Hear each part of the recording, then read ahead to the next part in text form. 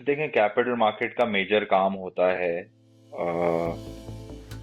Intermediary का, कि companies और इन्वेस्टर्स के बीच में मीडिएट करती है कैपिटल मार्केट, कि जब किसी कंपनी को पैसे चाहिए हो तो उसको मिल जाए, और जब किसी सेविंग करने वाले को पैसे सेव करने हो तो वो पैसे सेव करना। आई थिंक इस वक्त सबसे इम्पोर्टेंट चीज गवर्नमेंट के लिए है कि इन्फ्लेशन जो है वो कंट्रोल में आ जाए। कुछ एबनॉर्मल किस्म की ही पाकिस्तान में इन्फ्लेशन हुई है, करंट अकाउंट सिचुएशन खराब होने की वजह से, और उसके बाद जो एडजस्टमेंट करनी पड़ी है उसकी वजह से।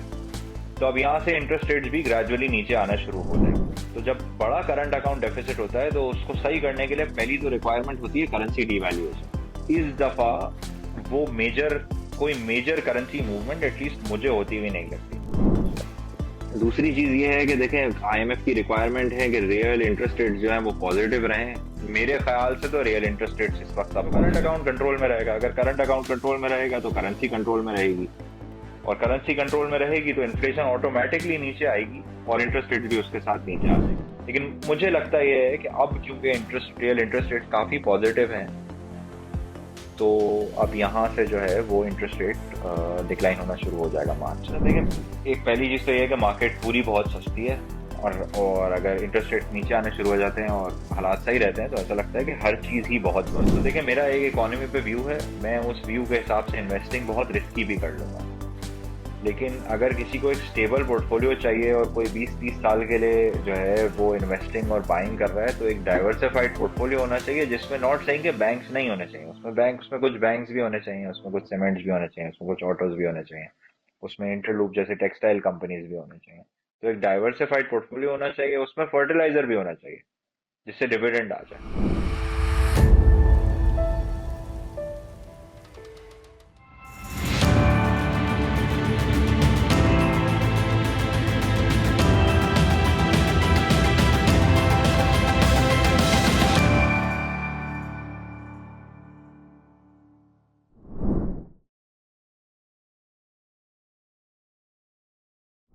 अस्सलाम वालेकुम यूसुफ भाई, क्या हाल है? वालेकुम अस्सलाम खिजर भाई, कैसे हैं आप? अल्लाह का शुक्र है। यूसुफ भाई, बहुत बहुत शुक्रिया, आपने टाइम दिया। अभी हमें बड़ी ज़रूरत आपकी फ़ील हो रही थी कि आपसे डिस्कशन की जाए मार्केट के बारे में, तो thank you very much again. Always welcome Khizar भाई। यूसुफ भाई, सबसे पहला मेरा क्वेश्चन ये है कि इलेक्शन से पहले बहुत सारे हाउसेस जो थे वो बहुत सारे टारगेट्स भी दे रहे थे, 85 से 1 लाख के बीच में। और इलेक्शन का सेटअप भी बहुत सारे हाउसेस ने बना के ही रखा हुआ था कि इसकी गवर्नमेंट आएगी, ये होगा वो होगा। तो अब जब आप मार्केट पार्टिसिपेंट से मिलते हैं तो आपका व्यू क्या है कि how do they find the outcome of elections? Khizar भाई, देखें, मार्केट ने जो फील किया है इलेक्शन में, और मार्केट पार्टिसिपेंट्स जो बोल रहे थे, मेरा ख्याल है मार्केट पार्टिसिपेंट्स अपने एक्शन से वोट भी कर रहे थे। तो वो आपको वॉलेटिलिटी से आइडिया हो गया कि किसी को रिजल्ट्स कोई बहुत ज्यादा समझ में नहीं आए। और उस इलेक्शन से पहले जो किया गया और इलेक्शन के बाद जो किया गया, उसने अनसर्टनिटी को बढ़ाया ही है, और एक कंफ्यूजन ही हुई है जिसकी वजह से जो है वो काफी वॉलेटिलिटी हुई है। अब मेरा ख्याल यही है कि देखें, अल्टीमेटली दो चीजों के ऊपर स्टॉक प्राइसेस डिटरमिन होती हैं, और उसमें पहला इंटरेस्ट रेट होता है और दूसरा उन कंपनीज की आगे फ्यूचर की अर्निंग्स होती हैं। तो देखें, इवन दो मतलब लोग इन्फ्लेशन के नंबर पे कंफ्यूज्ड वगैरह हैं, लेकिन मार्केट का कंसेंसस भी है, और मुझे भी यही लगता है कि अब यहाँ से इंटरेस्ट रेट्स काफी स्पीड से over the next 12 to 24 months काफी स्पीड से नीचे नीचे आएंगे। और देखें, जहां तक 1 महीने की बात है या 2 महीने की बात है या 3 महीने की बात है, देखें, स्टॉक्स जो हैं वो लॉन्ग टर्म सेविंग इंस्ट्रूमेंट है, और ये आप कंपनियों में हिस्सेदार बन रहे होते हैं। तो 1 महीने क्या होता है या 3 क्या होता है या 6 महीने भी क्या होता है, उससे खास फर्क नहीं पड़ता। फर्क पड़ता है कि अगले 12, 24, 36 महीने, अगले 5 साल इन कंपनीज के साथ क्या होगा, और अगले 2-3 साल में इंटरेस्ट रेट्स के साथ क्या होगा।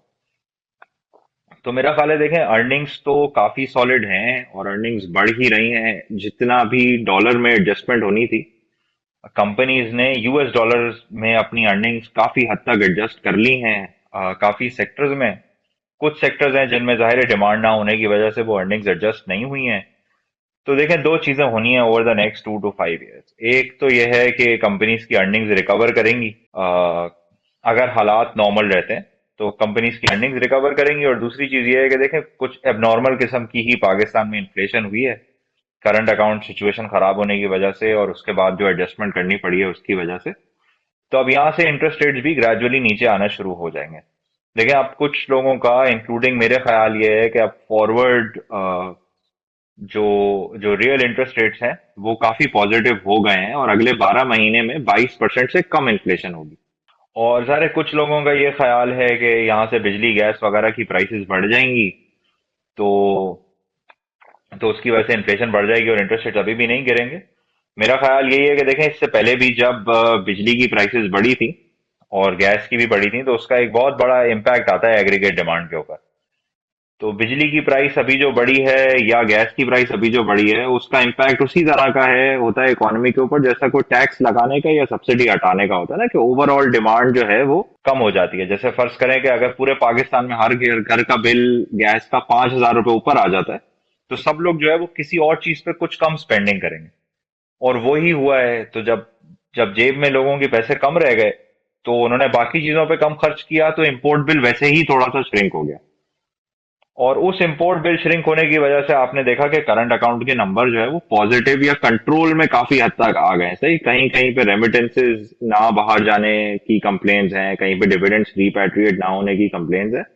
लेकिन अगर इसी सिचुएशन को हम लास्ट मार्च से कंपेयर करें तो सिग्निफिकेंटली बेहतर सिचुएशन है। तो करंट अकाउंट पाकिस्तान में काफी हद तक कंट्रोल में आ गया। अब यहां से देखें, अगर कोई और टैक्सेस लगते हैं या गवर्नमेंट जितनी कम स्पेंडिंग इस वक्त कर रही है वो करेगी तो करंट अकाउंट कंट्रोल में रहेगा। अगर करंट अकाउंट कंट्रोल में रहेगा तो करेंसी कंट्रोल में रहेगी, और करेंसी कंट्रोल में रहेगी तो इन्फ्लेशन ऑटोमेटिकली नीचे आएगी और इंटरेस्ट रेट भी उसके साथ नीचे आ जाएंगे। लास्ट ईयर हम सिग्निफिकेंटली नेगेटिव इंटरेस्ट रेट्स वाले एनवायरनमेंट में थे। मतलब अगर आप बोरो करके इन्वेंट्री खरीद रहे थे लास्ट ईयर, किसी कोई भी बिजनेस बोरो करके लास्ट ईयर इन्वेंट्री खरीदता था, तो एक साल बाद इन्वेंट्री की प्राइस ऊपर है और उसने उतना इंटरेस्ट पे नहीं किया। अब यहां से अगर आज आप इन्वेंट्री मंगाएं और यहां से अगले 12 महीने में चीजों की प्राइस उतनी नहीं बढ़ेगी और अभी इस वक्त इंटरेस्ट रेट्स बहुत हाई हैं, तो अब यहां से बाजार ये लगता है कि अब इंटरेस्ट रेट्स सिग्निफिकेंटली पॉजिटिव हैं और अब यहां से रेट्स गिरना स्टार्ट हो जाएंगे। ये मेरे ख्याल से, as somebody who's in research या as somebody who invests in stocks या asks clients to invest in stocks, it is irrelevant for me कि रेट मार्च में गिरता है या रेट जून में गिरता है। देखें, हमें देखनी है डायरेक्शन। सही है, यहां से गोइंग फॉरवर्ड क्या होता है। हाँ, अगर कोई बहुत अच्छा एक 3 साल के लिए रेट लॉक कर सकता है तो वो एक ऑप्शन अवेलेबल है, but there are stocks that will outperform that also. और हमने दूसरा ये भी देखा कि जिस वक्त 6 महीने मार्केट चली तो मार्केट ने कितना ज्यादा रिटर्न दे दिया, बहुत सारी चीजें डबल हो गई। तो स्टॉक मार्केट में उसी किस्म की एडजस्टमेंट हो सकती है। थोड़ी सी बस पॉलिटिकल स्टेबिलिटी चाहिए और एक डायरेक्शन चाहिए कि रेट्स नीचे आ जाएंगे। अभी बस वही है कि देखें, आईएमएफ का प्रोग्राम एक सामने खड़ा हुआ है। वो प्रोग्राम पाकिस्तान के लिए करना बहुत जरूरी है। हर महीने क्या कैश आउटफ्लो का पाकिस्तान का मसला अब खत्म हो गया है। बस मसला ये है अब कि एक पेमेंट के इस साल में जो पेमेंट्स आ रही हैं वो रीरोल कैसे होंगी, और अगर आईएमएफ प्रोग्राम हो जाता है सुकून से तो वो रीरोल होने का इशू भी खत्म हो जाएगा। यूसुफ भाई, मैं आता हूँ आईएमएफ पे। पहले मुझे ये बताएं कि ये जो चेयर टेकर्स हैं, इन्होंने कौन सी ऐसी मार्केट फ्रेंडली रिफॉर्म्स की हैं जो बहुत सारे मार्केट पार्टिसिपेंट्स, अगर मैं ट्विटर पे देखूं तो they are acting like cheerleaders, सुबह शाम उनकी तारीफ़ें कर रहे हैं। और अभी तो मेरा ख्याल है कुछ मार्केट पार्टिसिपेंट्स ने, जो कि चेयर लीडर्स भी हैं, उन्होंने अगले फाइनेंस मिनिस्टर की भी अनाउंसमेंट कर दी है ट्विटर पे।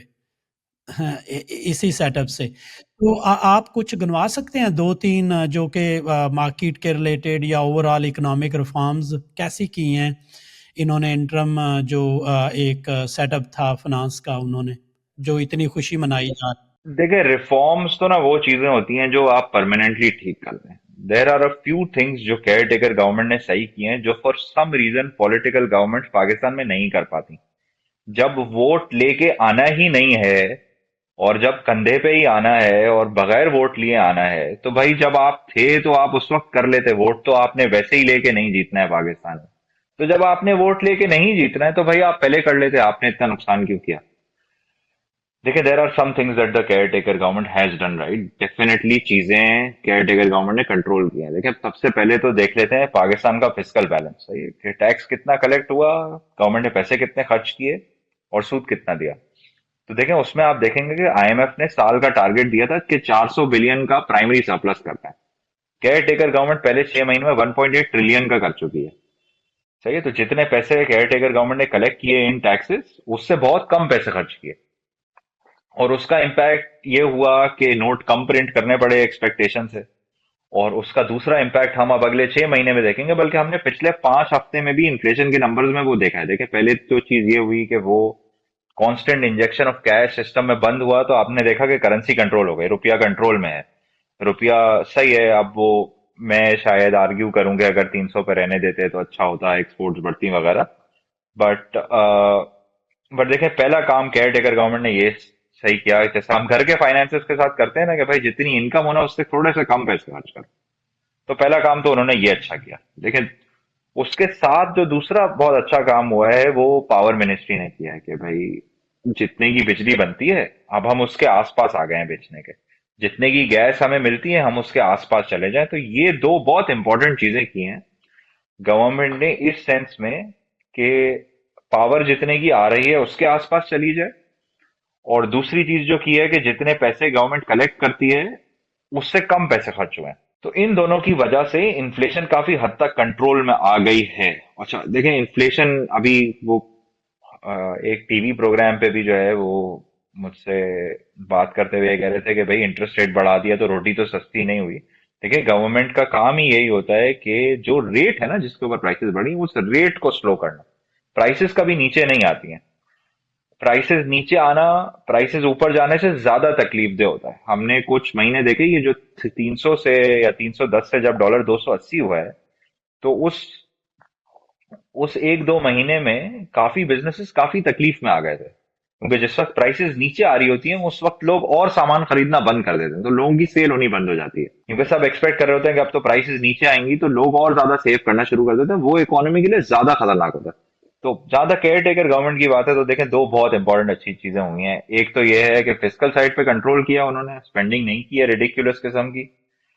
और दूसरी साइड पे ये किया है कि पावर सेक्टर में प्राइसेस बढ़ा दिए हैं। अब इसको हम रिफॉर्म कहें या इसको हम सिर्फ कॉमन सेंस कहें, तो बहुत कॉमन सेंस चीजें की हैं। लेकिन मुझे जो बात इस पूरे के अंदर समझ में नहीं आई है वो ये है कि जब गवर्नमेंट इलेक्ट होनी ही नहीं है तो पहले क्यों नहीं हो गया ये सब। सही है। यूसुफ भाई, आज अगर आप कैपिटल मार्केट्स को देखते हैं तो what are their primary challenges today जो आप आज देखते हैं, उनके जो मौजूदा हालात में कौन से प्रॉब्लम्स आपको नज़र आ रहे हैं या चैलेंजेस नज़र आ रहे हैं कैपिटल मार्केट्स में? देखें कैपिटल मार्केट का मेजर काम होता है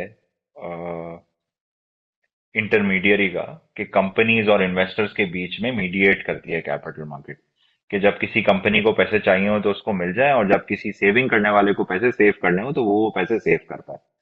और वो टूल तो जाहिर है पाकिस्तान की इकोनॉमी में यूज ही नहीं होता। इस साल मेरा ख्याल है 4 आईपीओ हुए हैं सिर्फ। और अगर हम 96 में पीछे चले जाएं तो 36-40 आईपीओ होते थे, 95, 96, 97।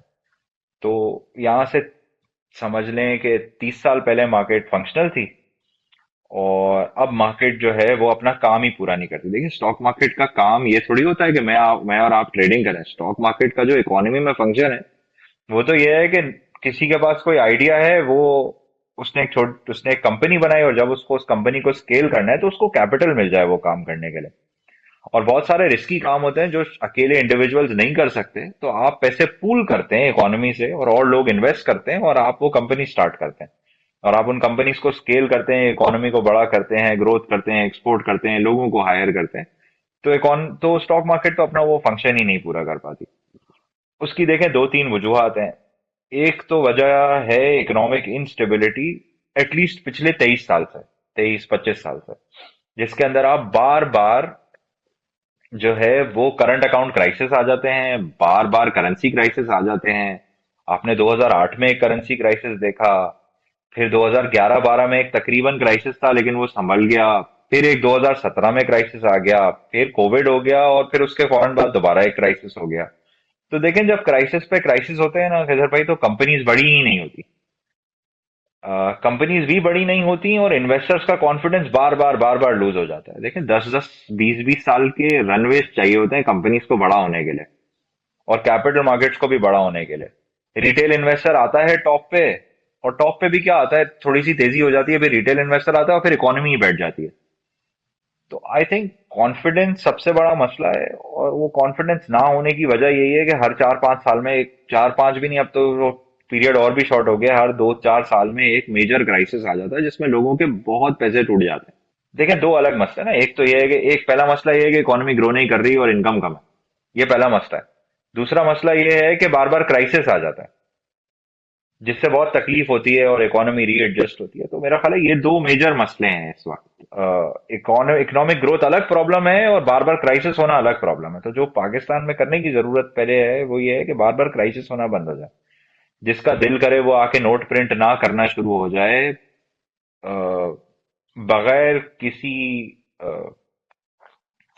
मतलब no one is held to account for printing a lot of money in Pakistan. तो ये मतलब एक फिस्कल पॉलिसी, अगर हम चिले में देखें तो चिले में एक फिस्कल पॉलिसी बोर्ड बन गया, जैसे मॉनेटरी पॉलिसी पाकिस्तान में डिसाइड होती है ना कि इंटरेस्ट रेट क्या होगा, अ, किस तरीके से जो है वो बैंक्स काम करेंगे, उसी तरीके से एक फिस्कल पॉलिसी बोर्ड भी बन जाएगा। भाई पॉलिटिशियंस के हाथ में ये डिसाइड करना ना हो कि इतने पैसे वो प्रिंट करेंगे, फिस्कल पॉलिसी बोर्ड बताएगा वो कि भाई इतने पैसे हैं, इतने पैसे आपने टैक्स से कलेक्ट किए हैं, इतना आप डेफिसिट कर सकते हो या इतना आपको सरप्लस करना है, ये फिस्कल पॉलिसी बोर्ड डिसाइड कर दे। पॉलिटिशियंस के ऊपर छोड़े एलोकेशन, कि भाई ये आपके पास अब ना 500 रुपए हैं, आप यही 500 रुपए आपको जो करना है आप इसमें करें, इतना खर्चा आपको इधर देना है, इतना इधर देना है, इतना इधर देना है, आप 500 रुपए ही हैं आपके पास। मसला ये होता है कि पॉलिटिशियन जनरली वो 500 रुपए खर्च करते हैं, और फिर जब उनको 100 रुपए और चाहिए होते हैं तो वो प्रिंट करके वो पैसे और खर्च कर देते हैं, उससे इन्फ्लेशन हो जाती है। अगर आपको ये लास्ट स्ट्रेटेजी रिपोर्ट चेस की याद हो, तो हमने उसके अंदर किया ये था कि हमने पिछ दो ईयर 2000 से हमने पाकिस्तान के प्राइमरी डेफिसिट्स डाले थे कि कितने कितने हुए। तो आप उसमें क्लियर नोटिस करेंगे कि 2008 से पहले गवर्नमेंट ने बहुत ज्यादा पैसा खर्च करना शुरू कर दिए, 2008 के बाद इन्फ्लेशन और क्राइसिस आ गया। 2017 तक 2016-17 में गवर्नमेंट ने बहुत ज्यादा बड़े प्राइमरी डेफिसिट्स कर दिए, नोट छापे, 17 के बाद इन्फ्लेशन हो गई। ये अभी कोविड के बाद पीटीआई गवर्नमेंट के ऊपर जब पॉलिटिकल प्रेशर पड़ा है, तो उस केस में भी यही हुआ है कि बहुत ज्यादा नोट प्रिंट किए हैं, जब नोट प्रिंट किए हैं तो वैल्यू लूज हुई है, करंट अकाउंट डेफिसिट बहुत बड़ा हुआ है और फिर क्राइसिस आ गया। बस एक टाइम टोटल रहा है, और वो रहा है 2012-13 वाला, जब पीपल्स पार्टी ने गवर्नमेंट हैंड ओवर की थी। तो उन्होंने क्या किया था कि वो डेफिसिट्स तो कर रहे थे, लेकिन उन्होंने करेंसी को फ्लोटिंग छोड़ा हुआ था। तो उसकी वजह से आपने देखा कि 2012-13 में कोई मेजर क्राइसिस नहीं आया। तो देखें, एक सेंट्रल बैंक को स्ट्रांग होना होगा, और फाइनेंस मिनिस्ट्री रुपए का रेट और डॉलर का रेट ना सेट करे, और एक फिस्कल पॉलिसी बोर्ड होना चाहिए जो ये डिसाइड करे किसी भी साल में कि टोटल गवर्नमेंट का एक्सपेंडिचर कितना होगा। तो तो देखें, कैपिटल मार्केट का तो सबसे बड़ा मसला यह है कि कैपिटल मार्केट को स्टेबिलिटी और रनवे चाहिए। कैपिटल मार्केट को पिछले 20-25 साल से तो कभी कोई रनवे ही नहीं मिला। 3-4 साल मार्केट चलती है, बहुत तेजी होती है, लोग बहुत पैसे बनाते हैं, और उसके बाद मेजर डीवैल्यूएशन हो जाती है। तो एक तो स्टेबल नहीं होने की वजह से कंपनीज ही नहीं बड़ी हो सकी हैं पाकिस्तान में, और दूसरा जो है वो सबसे बड़ी चीज ये है कि भाई इन्वेस्टर्स बार बार कॉन्फिडेंस लूज कर जाते हैं, और फिर जब जब जब हाई वैल्यूएशंस पे मार्केट बहुत लंबे अरसे तक रहेगी, तब आईपीओज हो पाएंगे और कंपनीज आएंगी और चॉइस आएगी। तो देखें, हम मतलब आप भी जब किसी से बात करते हैं तो जब आप रिटेल इन्वेस्टर से बात करते हैं, देखें जब रिटेल इन्वेस्टर्स के पैसे बन रहे होते हैं ना, तो रिटेल इन्वेस्टर्स एक दूसरे को फॉलो करते हैं और लोग आते हैं मार्केट के अंदर, यूआईएन्स बढ़ते हैं। वो यूआईएन्स इसीलिए नहीं बढ़ पाते क्योंकि बार बार इंस्टेबिलिटी हो जाती है। बिल्कुल। यूसुफ भाई, आपने इकोनॉमिक इंस्टेबिलिटी की तो बात की। अभी आपको आने वाले दिनों में जो पॉलिटिकल लैंडस्केप नज़र आ रहा है, वो किस तरह लगता है कि स्टॉक मार्केट को, कैपिटल मार्केट्स को किस तरह इम्पैक्ट करेगा आने वाले दिनों में, जो नया स्ट्रक्चर अभी खड़ा होने जा रहा है? देखें, to be honest it's anybody's guess. अगर कोई चीजें गलत डायरेक्शन में जाना शुरू हो जाती हैं, बहुत डिपेंड करेगा कि ये जो ऑपोजिशन पार्टीज हैं इनके रिएक्शंस किस तरह के होंगे। अगर ये पार्लियामेंट में चीजें करते हैं तो स्टॉक मार्केट को मोस्ट लाइकली कोई फर्क नहीं पड़ेगा, लेकिन अगर ये रोड पे चीजें करते हैं और वो कंट्रोल नहीं होती, तो उसके कॉन्सिक्वेंसेज ज़ाहिर है स्टॉक मार्केट के लिए अच्छे नहीं होंगे। देखें, एक चीज बहुत क्लियर है, गवर्नमेंट के पास खर्च करने के लिए पैसे नहीं है, तो कोई बहुत बड़े बड़े प्रोजेक्ट्स आप नहीं देखेंगे अगले 1-2 साल में। अनलेस गवर्नमेंट टैक्सेस बढ़ा दे एक तरफ, और टैक्सेस मतलब अगर गवर्नमेंट को और पैसा खर्च करना है तो गवर्नमेंट को टैक्सेस बढ़ा दे, और टैक्सेस गवर्नमेंट पाकिस्तान में नहीं बढ़ा पाती। मतलब सूबों का काम होता है सिर्फ पैसे खर्च करना, सूबों को पैसे मिलते हैं, सूबे पैसे खर्च कर देते हैं, सूबे टैक्स कोई कलेक्ट करते नहीं है। और फेडरेशन के पास, इस्लामाबाद के पास कोई पैसे नहीं, कोई पैसे ही नहीं होते, वो नोट छाप के अपनी फाइनेंस कॉस्ट पूरी कर रहे होते हैं। तो देखें, ये तो बहुत क्लियर है कि गवर्नमेंट पैसे नहीं खर्च करेगी, और अगर आईएमएफ प्रोग्राम लेना है तो बिल्कुल भी पैसे खर्च नहीं कर सकती गवर्नमेंट। बहुत ज्यादा पैसे खर्च करेगी और फॉरेन इन्फ्लेशन हो जाएगी। तो आई थिंक इस वक्त सबसे इंपॉर्टेंट चीज गवर्नमेंट के लिए है कि इन्फ्लेशन जो है वो कंट्रोल में आ जाए। और वो इन्फ्लेशन, अगर अगर वही गोल रहेगा कि इन्फ्लेशन को कम करना है, तो स्टॉक मार्केट बढ़नी शुरू हो जाएगी कि इन्फ्लेशन कम हो। और वो इन्फ्लेशन कम जैसे ही होती जाएगी तो इंटरेस्ट रेट भी उसके साथ नीचे आते जाएंगे, और जब इंटरेस्ट रेट्स नीचे आएंगे तो कंपनीज की वैल्यूएशंस ऊपर जाती रहेंगी। सही। लेकिन लेकिन बहुत डिपेंड करेगा कि ऑपोजिशन पार्टीज क्या करती हैं। यूसुफ भाई, कोई भी जो अभी गवर्नमेंट आएगी वो सीधी आईएमएफ में जाएगी, तो आपके ख्याल में कौन से ऐसे हार्ड सख्त डिसीजंस हैं जो आईएमएफ एक्सपेक्ट करेगा आने वाली गवर्नमेंट से? देखें, इस प्रोग्राम की जो शराइत है ना, वो कुछ थोड़ी सी डिफरेंट होंगी। जो पाकिस्तान को पहले प्रोग्राम्स करने पड़े हैं, या जिस वक्त जनरली पहले प्रोग्राम, जिस वक्त प्रोग्राम्स हो रहे होते हैं उस वक्त क्या सिचुएशन होती है। Pakistan generally IMF programme start करता है एक्सेप्ट फॉर मे बी 2013 वाला प्रोग्राम, ऐसे टाइम्स पे when Pakistan is running large current account deficit. तो जब बड़ा करंट अकाउंट डेफिसिट होता है तो उसको सही करने के लिए पहली तो रिक्वायरमेंट होती है करेंसी डिवैल्यूएशन।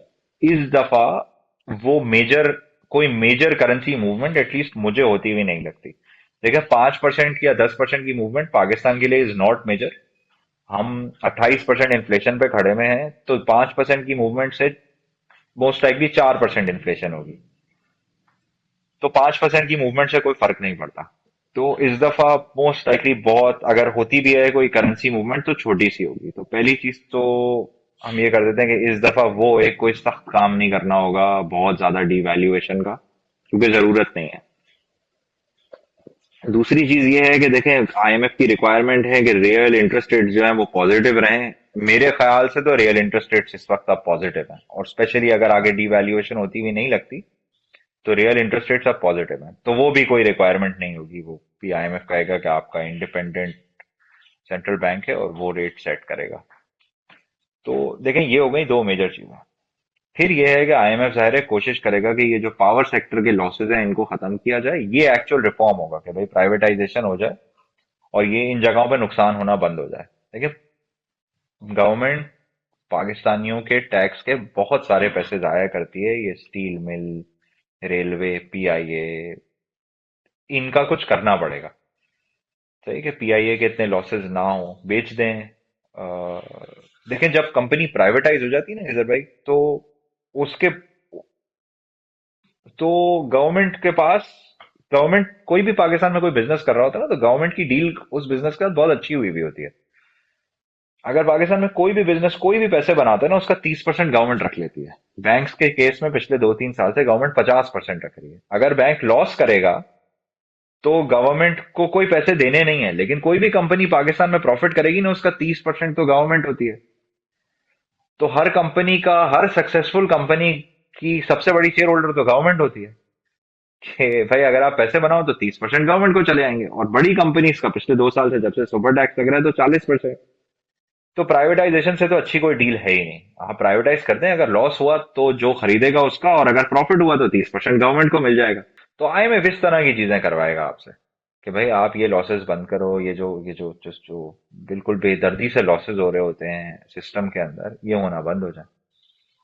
उसके अलावा मुझे कोई मेजर रिक्वायरमेंट नहीं लगती आईएमएफ की फिस्कल डेफिसिट मेंटेन करने के अलावा। और वो तो देखें, पिछले 6 महीने से वैसे ही हो रहा है। पिछले 6 महीने से बहुत ही डिसिप्लिन स्पेंडिंग गवर्नमेंट कर रही है, और उम्मीद यही है कि ये कंटिन्यू होगा। अगर ये कंटिन्यू होता है तो वही, जैसे मैंने पहले कहा कि अगर फिजिकल डिसिप्लिन मेंटेन रहेगा तो नोट नहीं छापने पड़ेंगे, नोट नहीं छापेंगे, नोट या कम छापेंगे तो इन्फ्लेशन कम होगी और चीजें सही होनी शुरू होगी। यूसुफ भाई, आपने जिक्र किया ऑलरेडी 2-3 बार इंटरेस्ट रेट्स के नीचे आने का, तो अगर दोबारा इसको रिपीट करें, रीफ्रेज करें कि कब आपको नज़र आ रहा है इंटरेस्ट रेट नीचे जाता हुआ? देखें खिजर भाई, बिल्कुल सेंट्रल बैंक को डिसाइड करना है कि क्या करना है। देखें, एक तो चीज ये देख लें कि जो 3 मंथ का, 6 मंथ का और 12 महीने का बॉन्ड है और काइबोर है, ये सितंबर 23 में 24 के आसपास बॉन्ड चले गए थे 24% के पास। आज वो 21.3, 21.4 के आसपास है। तो देखें, रेट तो ना 2-3% नीचे आ चुका है। पॉलिसी रेट कब नीचे आता है ये सेंट्रल बैंक को डिसाइड करना है। मुझे लगता है कि अब मार्च में जब मॉनेटरी पॉलिसी स्टेटमेंट आएगी तो रेट गिर जाएगा। लेकिन मैं वही कह रहा हूँ कि इससे फर्क नहीं पड़ता कि एग्जैक्ट टाइमिंग क्या होगी। ऐसा भी हो सकता है कि मॉनेटरी पॉलिसी कमेटी थोड़ी कंजर्वेटिव रहे और एक पे और गैप दे दे, लेकिन उससे फर्क नहीं पड़ता।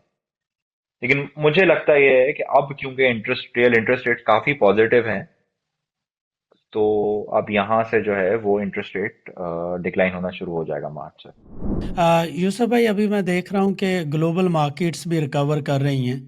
तो ये जो रिकवरी है, ऑल दो it's a little bit slow, लेकिन ये रिकवरी जो हमारी Pakistani companies and specially listed companies, इनको किस तरह फ़ायदा पहुंचा सकती हैं या पहुंचा रही हैं? देखें, दो एंगल हैं इसमें। देखें, ग्लोबल रिकवरीज जनरली जो है उसका मतलब स्ट्रॉन्गर कमोडिटी प्राइसेस भी होता है।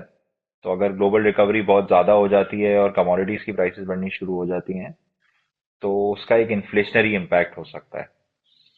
तो पहले ही तो एक खतरनाक चीज है कि भाई अगर ग्लोबली मार्केट्स रिकवर कर रही हैं तो एक इश्यू आएगा। दूसरे एंड पे आपको टेक्सटाइल फर्म्स और आईटी फर्म्स मिलेंगी जिनका बिजनेस बढ़ जाएगा। तो कुछ कुछ जगहों पे अर्निंग्स में इंप्रूवमेंट भी आ जाएगी। देखिए, अभी पाकिस्तान की स्टॉक मार्केट जिन लेवल्स के ऊपर ट्रेड कर रही है ना, उसके अंदर जो सबसे जरूरी चीज है वो ये है कि अगर इंटरेस्ट रेट नीचे आ जाए तो मल्टीपल बढ़ जाएगा और रिटर्न बन जाएगा। तो अभी, और दूसरा ये है कि देखें, पाकिस्तान की जो लिस्टेड कंपनीज हैं और पाकिस्तान जितनी कम एक्सपोर्ट करता है, तो कोई मतलब एक्सपोज ही नहीं है ग्लोबल मार्केट से। एक्सेप्ट फॉर कमोडिटी प्राइसेस कोई बहुत ज्यादा एक्सपोजर नहीं है। Except for IT and textile of course, but बहुत ज्यादा एक्सपोजर है ही नहीं, इकोनॉमी का ही एक्सपोजर नहीं है। कि अगर भाई किसी मुल्क में तेजी हो गई तो यहाँ की कंपनीज कुछ बेनिफिट उठा लें। इकोनॉमी उस तरीके से स्ट्रक्चर्ड भी नहीं है। लेकिन आहिस्ता आहिस्ता हो जाएगी। अब जब इतनी डिवैल्यूएशन हो गई है तो आपने देखा होगा एक्सपोर्ट के नंबर्स भी जो है वो काफी इंप्रूव हो गए हैं। और आप बहुत सारी कमोडिटीज में, स्पेशली अगर आप रेडीमेड गारमेंट्स या फुटवेयर देखें, तो आप देखेंगे कि बहुत बहुत ज्यादा ग्रोथ आ गई है पिछले 2 साल में इन दो सेगमेंट्स के अंदर। और आईटी में भी जाहिर है आ रही है। यूसुफ भाई, अगर मैं टेक्सटाइल में देखूं, नॉर्मली आई फॉलो इंटरलूप और सिस्टम को।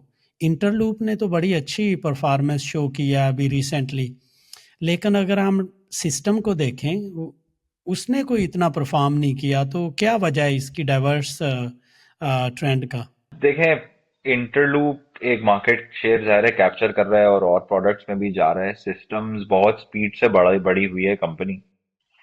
तो जाहिर है कुछ पैचेस आ जाते हैं कंपनीज में कि भाई ग्रोथ थोड़ी स्लो हो जाए। वो भी जाहिर है पिवट करेंगे और चीजों को सोचेंगे। बट ओवरऑल अगर हम पिछले 5 साल की सिस्टम्स की परफॉर्मेंस देखें, 3 से 5 साल, तो systems has done really really well. मतलब जिस साइज की कंपनी थी कुछ साल पहले और अब जो उन्होंने कर लिया है, what they have achieved is amazing. अच्छा, अगले बजट पे अगर बात करें, तो आपको किस तरह का बजट लगता है? क्योंकि अभी पहले तो मार्केट वाले सारे रोज़ डिस्कस करते थे कि इलेक्शन होगा नहीं होगा। तो अभी of course they will start talking about, जैसे ही गवर्नमेंट की कोई शक्ल नज़र आएगी उसके बाद बजट पे बात करना शुरू कर देंगे। तो आपको आने वाला बजट कैसे लगता है? उसमें कोई टैक्सेस वगैरह के कोई हैं चांस के गवर्नमेंट फर्दर टैक्सेस लगा दे मुख्तलिफ सेक्टर्स पे? देखें, बजट तो कॉन्ट्रैक्शनरी ही होना चाहिए, इन द सेंस के हुकूमत पाकिस्तान को दोबारा एक प्राइमरी सरप्लस ही रन करना होगा। जिसका मतलब है कि गवर्नमेंट जितने टैक्सेस कलेक्ट करेगी, गवर्नमेंट को उससे कम पैसे खर्च करने, फाइनेंस कॉस्ट हटा के अगर हम बात करें। तो बजट तो कोई एक्सपेंशनरी नहीं हो सकता, क्योंकि आईएमएफ भी अलाउ नहीं करेगा, और अगर गवर्नमेंट पैसे खर्च करेगी तो इन्फ्लेशन बहुत स्पीड से हो जाएगी। दूसरे एंड पे अगर गवर्नमेंट को कोई भी स्पेंडिंग करनी है किसी चीज पे तो टैक्सेस बढ़ाने पड़ेंगे। तो देखिए, मेरी उम्मीद तो यही है कि, और मेरी दिली ख्वाहिश है कि सूबे जो है वो टैक्सेस लगाना शुरू करें, और एग्रीकल्चर पे टैक्सेस लगें और रियल एस्टेट पे टैक्सेस लगें, और वफाक को सैलरीड क्लास के ऊपर टैक्सेस ना लगाना पड़े मजीद। बट पाकिस्तान में जनरली होता यही रहा है कि जो ऑलरेडी पे करता है उसके ऊपर टैक्सेस लगते हैं।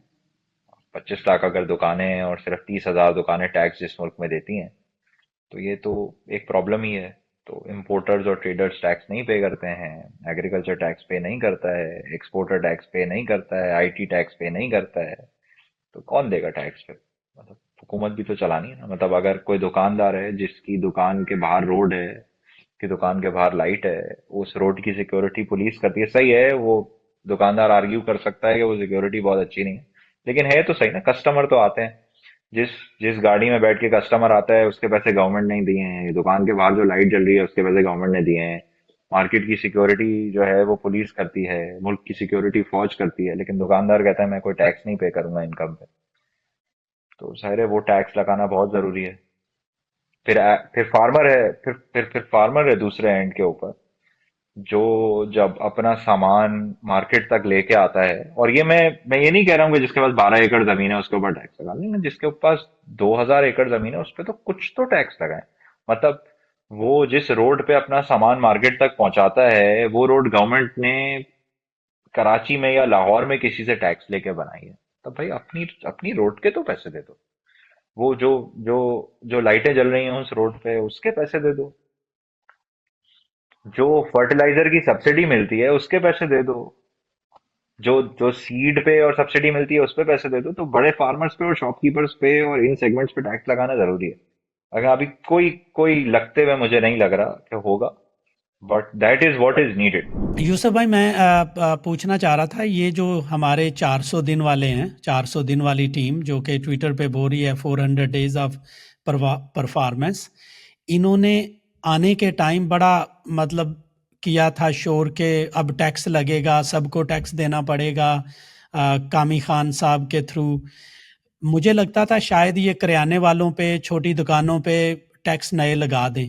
तो आपके ख्याल में इन्होंने कोई नई चीज़ भी की है, क्रिएटिव चीज़ भी की है, नए टैक्सेस लगाए हैं, या वही जो आप कह रहे हैं चीज़ों को इन्होंने थोड़ा सा कंट्रोल किया है? तो देखें, मेरा तो ख्याल है कि 400 वालों के पास मैंडेट ही नहीं था ये करने का, और इसीलिए ये हुआ भी नहीं है। ये तो नेशनल कंसेंसस से करने वाली चीजें हैं, जो अभी भी पता नहीं कैसे होंगी, क्योंकि नेशनल कंसेंसस तो किसी चीज पे है नहीं। जो जो पैसे इस मुल्क में कमा रहा है उसका फर्ज बनता है कि वो टैक्स दे, और हुकूमत का फर्ज है कि वो उससे टैक्स ले। तो देखें, ये तो कोई कोई इलेक्टेड गवर्नमेंट ही कर सकती है, स्ट्रॉन्ग इलेक्टेड गवर्नमेंट ही कर सकती है। इसीलिए ये हुआ भी नहीं है। देखिए, बिजली का रेट करना कि भाई जितने की बिजली बन रही है उतने की बेचेंगे, वो तो किया जा सकता है इस पीरियड के अंदर, बट बहुत मुश्किल है कि आप किसी पॉलिटिकल ग्रुप को एंटेगनाइज कर दें। बेचारे, ये 25 लाख दुकानें हैं ना, और फार्मर्स भी बहुत सारे हैं। तो कोई भी चीज चेंज करना इतनी आसान नहीं होगी, और आहिस्ता आहिस्ता आहिस्ता करनी होगी। एक झटके से भी शायद बहुत ज्यादा नहीं होगा, लेकिन अब देखें, उम्मीद यही है। मेरी तो ख्वाहिश, और मुझे थोड़ी सी उम्मीद भी है कि अब शायद इतनी इमरजेंसी सिचुएशन है कि ये करना पड़ेगा। देखिए, गवर्नमेंट को पैसे चाहिए हेल्थ पे, एजुकेशन पे खर्च करने के लिए और इंफ्रास्ट्रक्चर पे खर्च करने के लिए। तो वो अगर पैसे चाहिए तो आपको किसी ना किसी से टैक्स देना पड़ेगा। यूसुफ भाई, वापस आते हैं मार्केट की तरफ।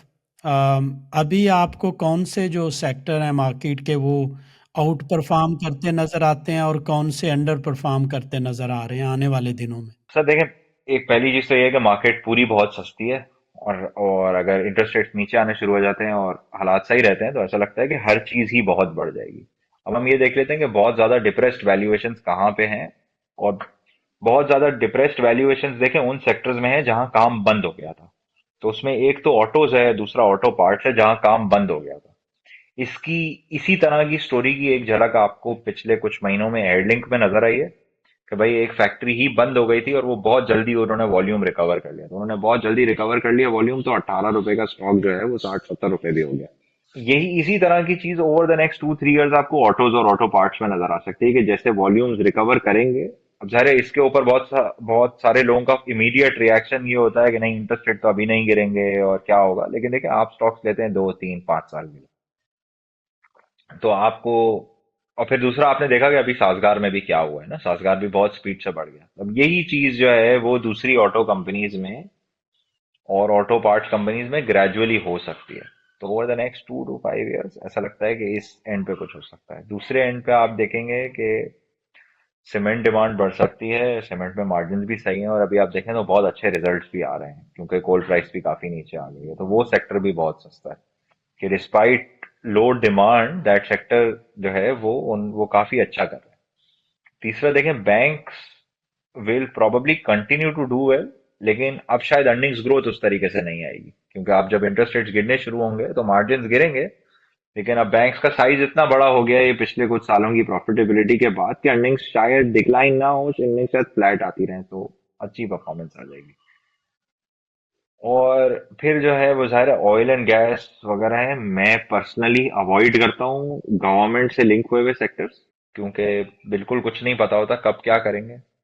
फिर दूसरे एंड पे एक फर्टिलाइजर है जो जो स्टेबल एक स्ट्रीम दे सकता है, तो जहां पे स्टेबल स्ट्रीम होती है वो इंटरेस्ट रेट्स नीचे आने से बहुत स्पीड से बढ़ जाते हैं। तो अब डिपेंड करता है इकोनॉमी पे किसी के व्यू का, और एक बैलेंस्ड पोर्टफोलियो लेके चलना है डिपेंडिंग ऑन रिस्क एपेटाइट। देखिए किसी रिस्क एपेटाइट बहुत ज्यादा है और उसको समझ भी बहुत अच्छी है तो वो कॉन्सेंट्रेटेड पोर्टफोलियो बना सकता है उन चीजों में जो उनको लगे कि बहुत बढ़ जाएंगी।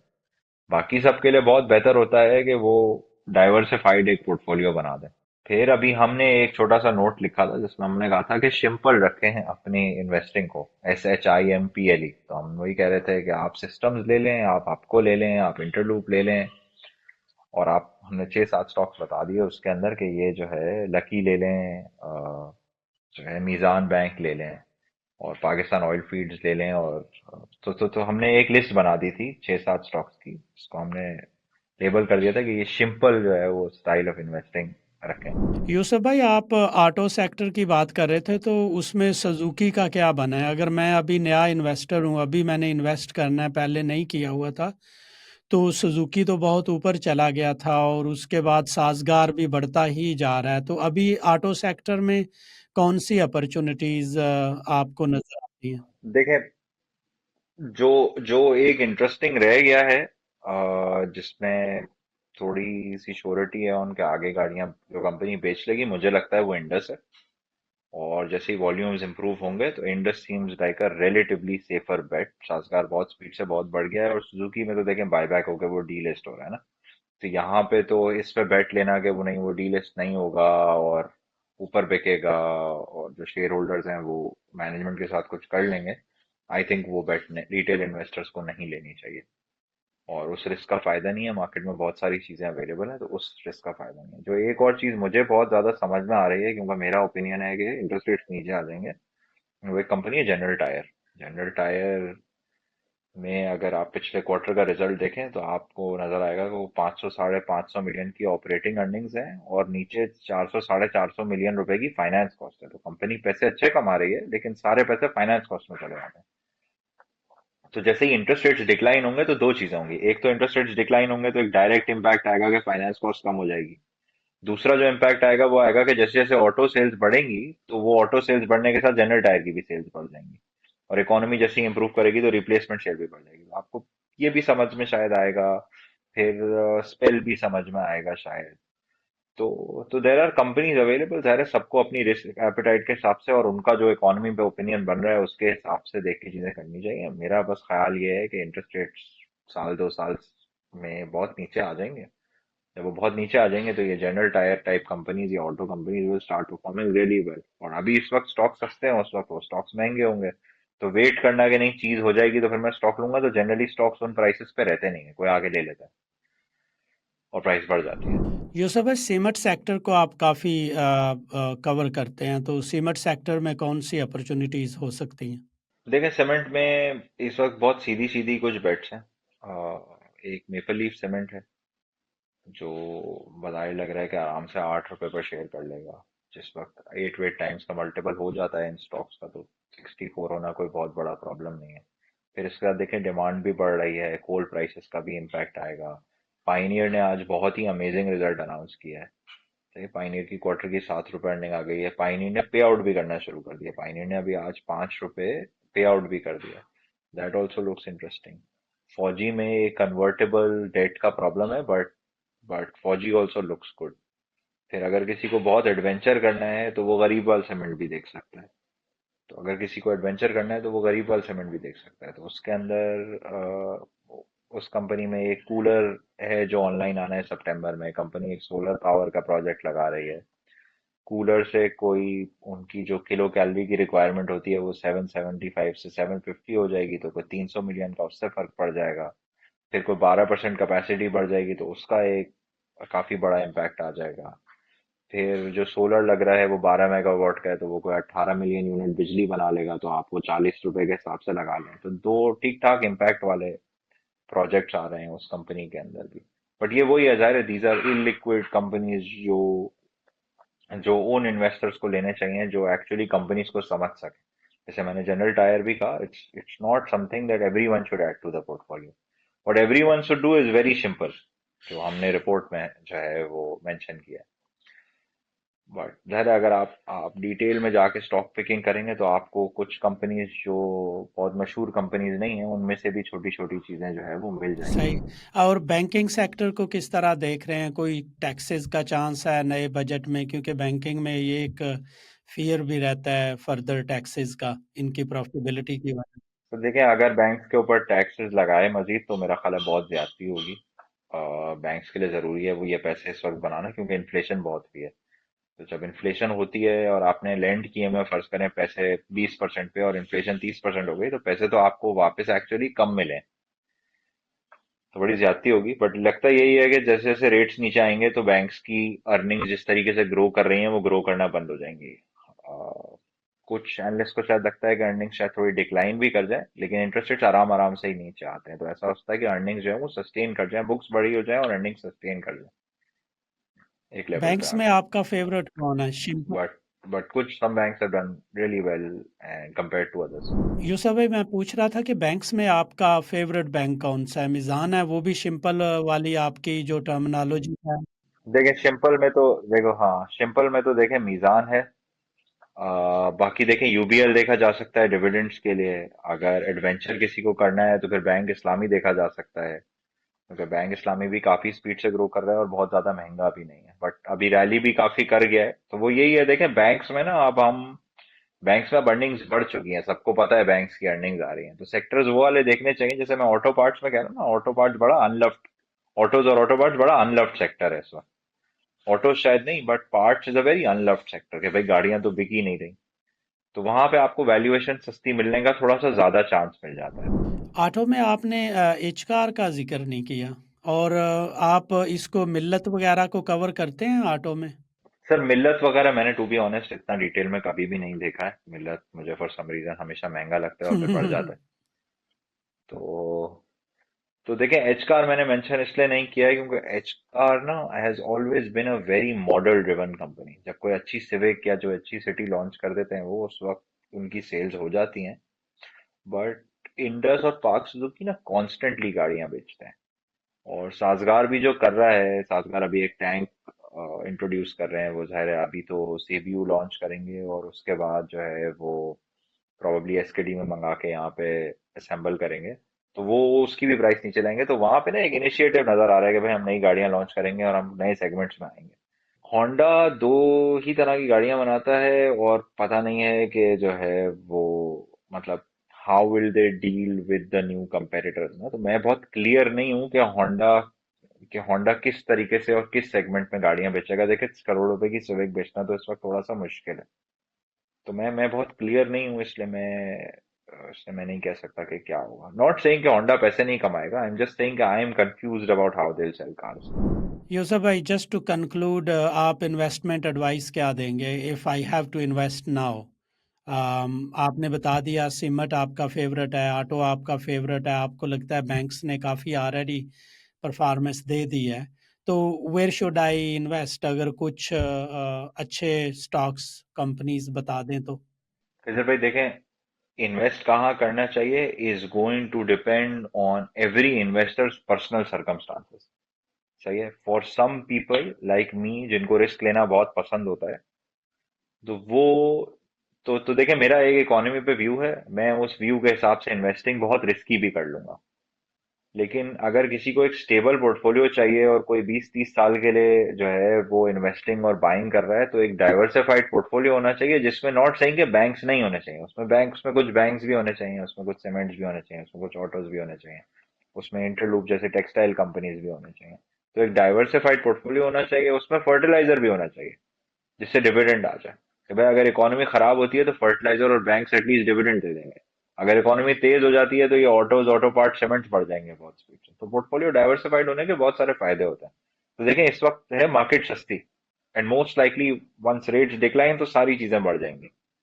तो इसलिए एक डाइवर्सिफाइड पोर्टफोलियो होना चाहिए इन एवरीथिंग।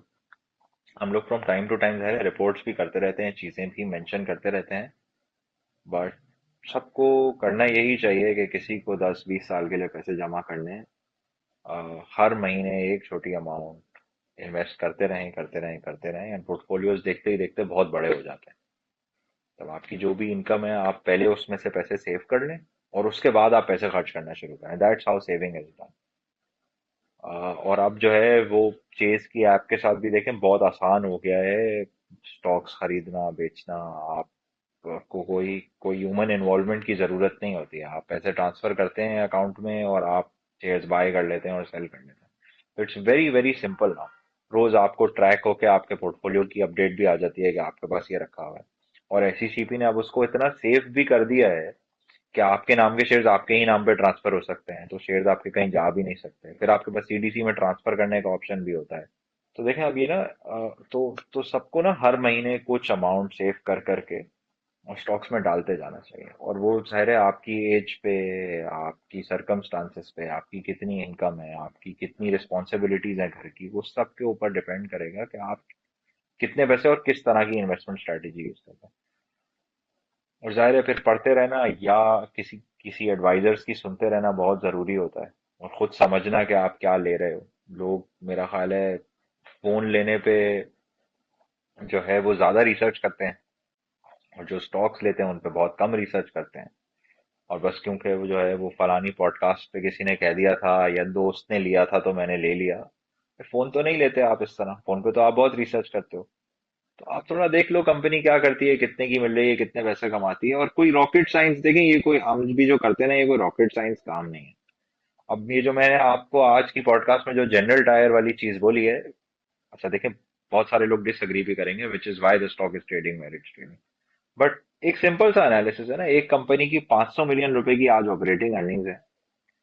अगर इंटरेस्ट रेट नीचे आते हैं तो वो जो 400 मिलियन की फाइनेंस कॉस्ट है वो कम हो जाएगी, वो शायद किसी वक्त 200 हो जाए। और दूसरे एंड पे हमें पता है कि इस कंपनी की गाड़ियों की सेल बढ़ने के साथ सेल बढ़ जाएगी। तो this is very simple analysis.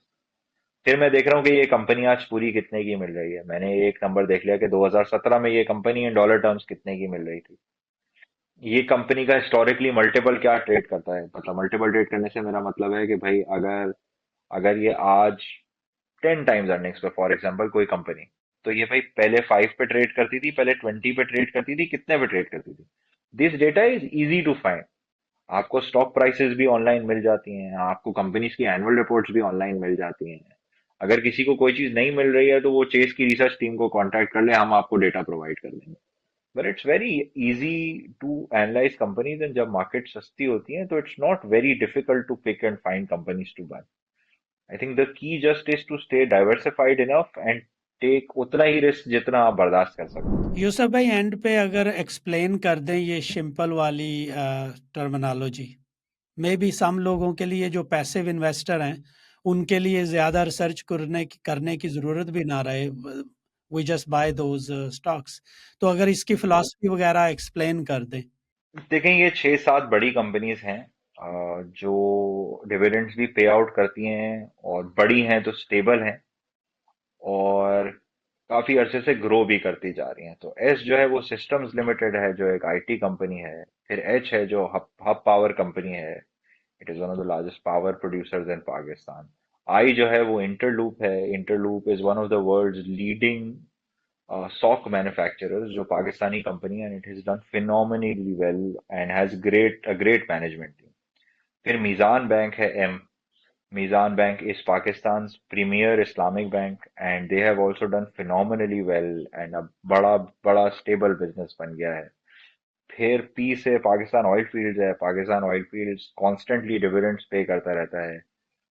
फिर एल है Lucky Cement. Lucky Cement is Pakistan premier cement manufacturer जो अब किया मोटर्स भी ओन करता है, जो अब सैमसंग के लिए मोबाइल फोन्स की मैन्युफैक्चरिंग भी कर रहा है, और फिर ई से एंग्रो फर्टिलाइजर।